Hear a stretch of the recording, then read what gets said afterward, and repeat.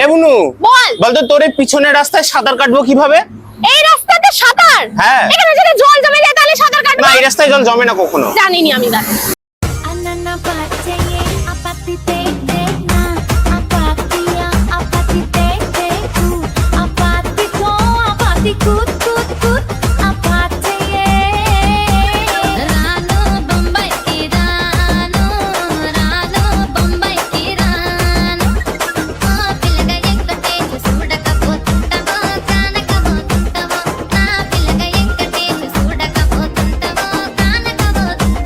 কি এমন জিনিস যা ছেলেরা দিনে 5 বার ব্যবহার করে আর মেয়েরা বছরে 1 বার ব্যবহার করে?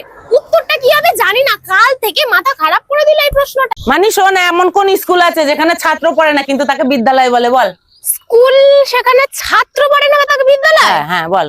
এ বুনু, বল। বলতো জলে থাকে জল খায় না, হ্যাঁ। মাছ ধরে মাছ খায় না। হ্যাঁ, কি বললে বুঝতে পারলাম না। শ্রীলেখা, হ্যাঁ, বলতো এমন কোন জিনিস যেটা সূর্যের সাথে সাথে ঘোরে কিন্তু গরম হয় না?